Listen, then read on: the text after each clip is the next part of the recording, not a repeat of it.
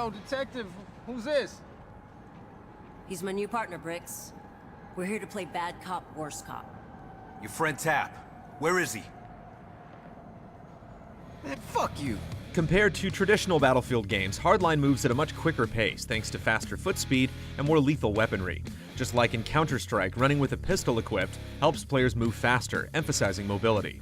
The result is a vibe somewhere in between Call of Duty's frantic deathmatches and Battlefield's slower tactical approach. Maps are noticeably smaller than in previous games to help benefit the new game modes and decrease the downtime between each encounter. While Battlefield enthusiasts may not appreciate the small-scale warfare, it helps make each kill feel more intimate and valuable. Even though the game plays faster, tactics are still a central part of the action. Gadgets like the decoy distract enemies, while the grappling hook and zipline add verticality to each match. While they're mostly situational, they offer a sizable level of freedom, especially when combined with many of the access points across the map.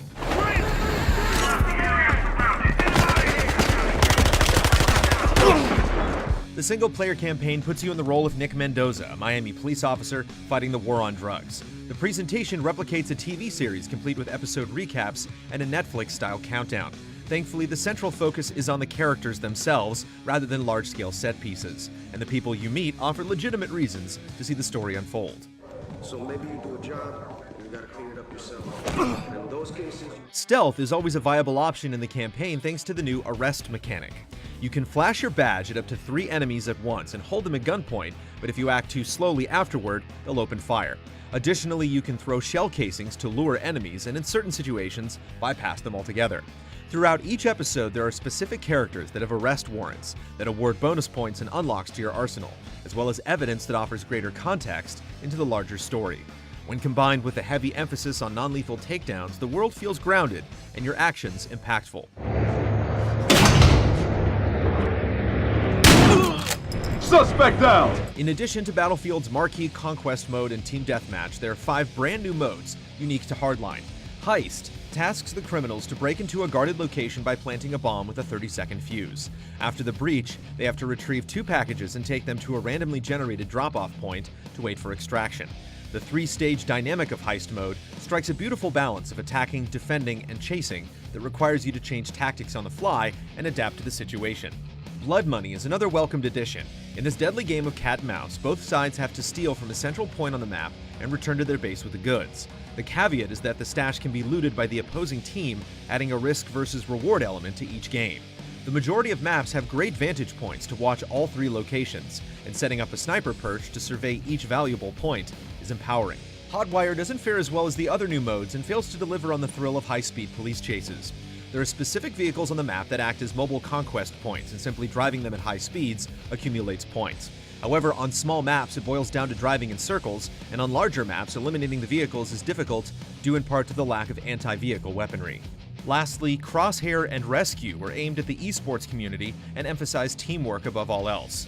In Crosshair, the player-controlled VIP must escape, and in Rescue, the police has to escort guarded NPCs to an extraction point.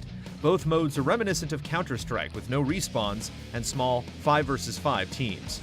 Communication is paramount for success, and only having 1 life per round heightens the stakes considerably. I can't bargain your way out of this if they save any more hostages. Levolution returns in a more meaningful capacity.